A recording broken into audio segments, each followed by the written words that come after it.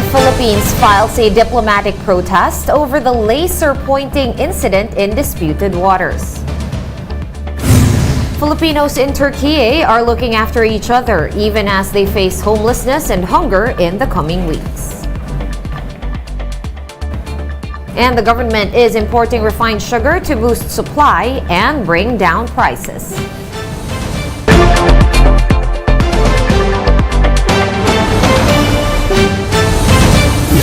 Fast, focused, and fearless. Here's a roundup of stories we're watching now.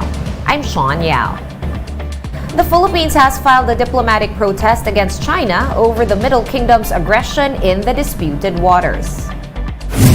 In a statement, the Foreign Affairs Department said these aggressive acts include dangerous maneuvers and the pointing of a military-grade laser at a Philippine ship in the Ayungin Shoal on February 6.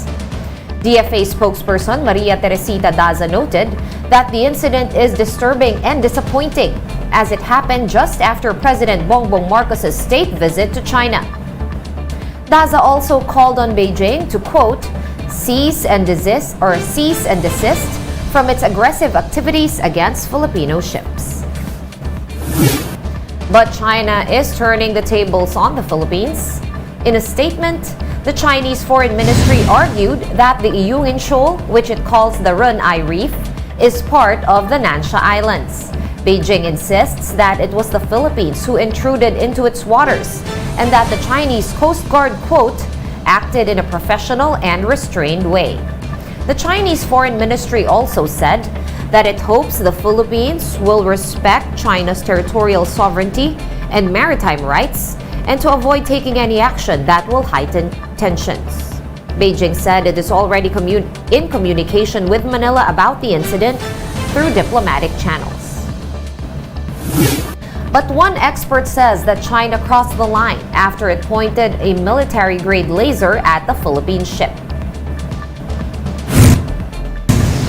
In an interview with the Chiefs, maritime law expert Jay Batongbakal called the incident an act of aggression. He also describes the incident as a new high in the slow and incremental escalation of tensions in the West Philippine Sea. An action by a Chinese government vessel against a Philippine government vessel, that makes it a state-to-state interaction. And for me, that already crosses the line, no? That it is clearly a threat of the use of force that is contrary to international law, particularly the principles of the UN Charter, no? Against acts of aggression and the use of force. Meantime, the United States is standing by the Philippines after the laser pointing incident in the West Philippine Sea. In a statement, U.S. State Department spokesperson Ned Price criticized China's actions against the Philippine Coast Guard vessel, calling it provocative and unsafe. Price also reiterated that an armed attack on public Philippine vessels would invoke U.S. mutual defense commitments under the 1951 treaty.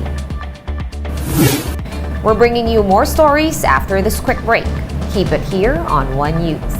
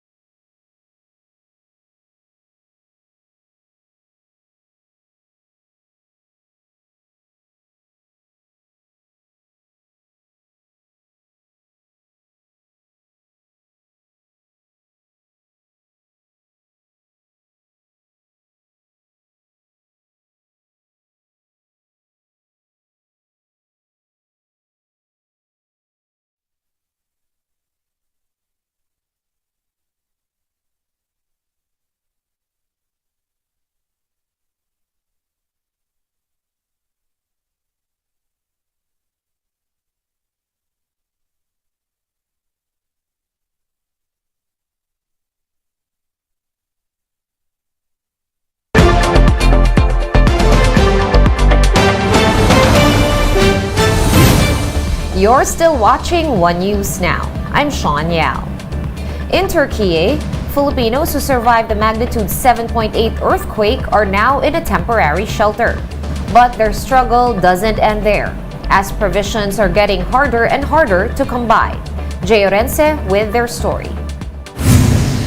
The death toll from the massive earthquake in Turkey and Syria has surpassed 35,000.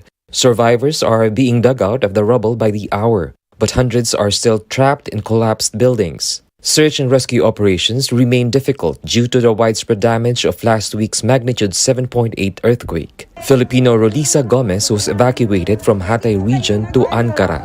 Sa una, yung pakiramdam lang namin, normal lang siya. Pero nung pangalawa at pangatlo, super na siyang gumaganon sa umaalog. Una, ginanong ko yung anak ko para hindi siya maano. Tapos nung last na talagang nagsibabaan na kami. Rolisa's son also can't forget what he felt like during the quake. You can speak English or Turkish? I'm scared. Are you scared? Yes. Until now, Rolisa is still reeling from the loss of thousands of lives, especially family members of her ex-Turkish husband. Yung mga doon, hindi na nila tinatanggap yung mga patay. So sabi nila kayo na maglibing yan. Kasi hindi na kaya, marami ng patay, nakakatakot. 8:00 na lang gabi namin nalibing yung patay. More than 24 hours na sila. So buti naman hindi nangangamoy kasi malamig.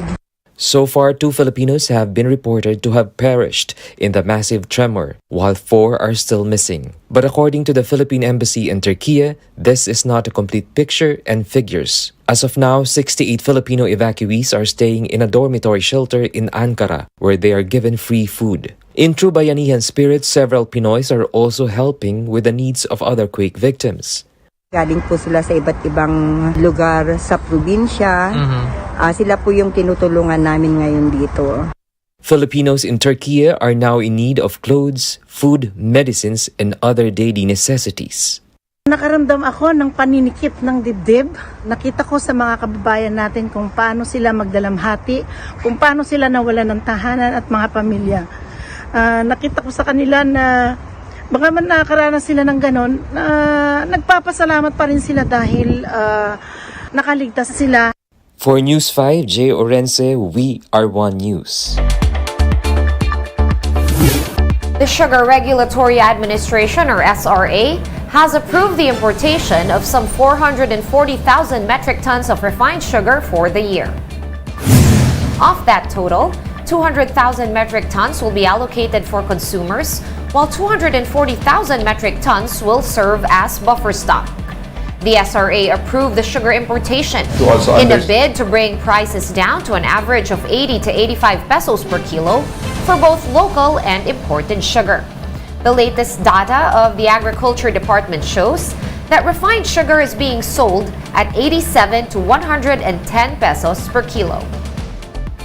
We have to also understand yung plight ng majority ng Pilipino na consumer po. So, yan. So the farmers actually, hindi isang-ayon yung farmers sa retail price natin ngayon na ganun kataas. Kasi alam naman ng farmers that high retail price will bring about to situations like this na matatamaan din kami in the end. The United Sugar Producers Federation says it is in favor of the importation. The group says the buffer stock allocation should prevent price speculations. This assures the market that there is ample supply kahit wala ng sugar milling tapos na yung harvest. So hindi magpapanik yung mga trader na makaubusan. This order to import, as I said, will stop the speculation. Puro speculation ito po ang taas na presyo not related sa stocks. But the Samahang Industriya ng Agrikultura is concerned over the importation's impact on local sugar producers. The group also doubts that the sugar allocation will translate to lower prices for consumers. Napapalo tayo kasi yung objective ng importation, which is to lower retail price, huwag mo siya nag-budget Ano ba ang mechanism nila para ma-ensure na yung i-import mo talagang doon sa sinasabing lugar niya mapupunta. There is no mechanism. And in sports, Gilas Pilipinas will try to win the final window of the FIBA World Cup Asian qualifiers without two key players. Marty Bautista with the details. Gilas Pilipinas has ramped up their training ahead of the sixth and final window of the FIBA World Cup Asian qualifiers later this month. Despite an assured spot in the Worlds as one of the host nations along with Japan and Indonesia, Gilas will still go all out in both games. However, a little over a week before the matchups, the national team will try to hurdle the loss of two of its key cogs, Japeth Aguilar and Kai Soto. Aguilar is unlikely to play in the sixth window as he continues to nurse a knee injury, which could take at least 3 weeks. We are so used already to having Japeth around, so not having our main rim protectors is really, like I said, a big factor. So yeah, we need to make a lot of adjustments. Soto, meanwhile, will focus on his new journey at the Japan B League in a bid to revive his NBA dream. This 7'3" big man recently signed with the Hiroshima Dragonflies after 2 years with the Adelaide 36ers in Australia. I haven't spoken to him personally, neither to any of his family. I had a talk with some of his handlers, his management team, but other than that, not with Kai directly. With this, Gilas will have to lean more on 6-time PBA MVP Junmar Fajardo to man the paint for the national team. New faces in the Gilas pool are also expected to step up, like Mason Amos and Jerome Lastimosa. Meanwhile, some pool members playing overseas have started to arrive. Veteran Kiefer Ravenna got home last Sunday from Japan. Ravenna says they will need to have a next man up mentality amid the absence of some players to win the upcoming games. Everybody who's been here, just be ready to help in any way possible. Everybody has to make their sacrifices. Tulong-tulong lang, yun naman importante at nag-e-enjoy kami dito na nagpa-practice. Last night, Dwight Ramos also returned from Japan. He's expected to be able to attend Thursday's practice along with other B-League boys, 30 Ravenna, Bobby Ray Parks Jr., and Jordan Hedy. Gilas plays Lebanon on February 24 and Jordan on February 27 at the Philippine Arena in Bulacan. For News 5, Marty Bautista, We Are One News. And for more updates, visit News 5, The Philippine Star, and Business World online. Visit our website, onenews.ph, for more in-depth analysis. You can also catch One News on Signal Play. Register for a free account at www.signalplay.com and stream One News live anytime, anywhere. I am Sean Yao. We are One News. All sides, all the time.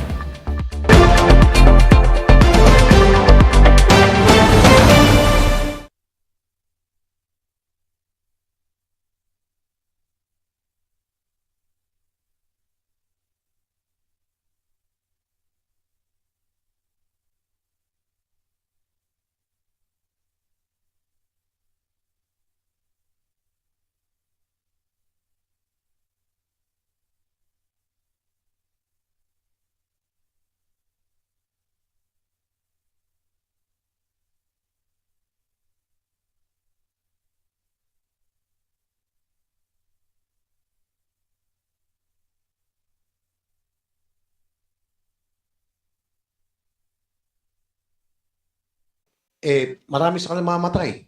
Pag nagkaroon ng sunog, marami sila sa kanila matatrap.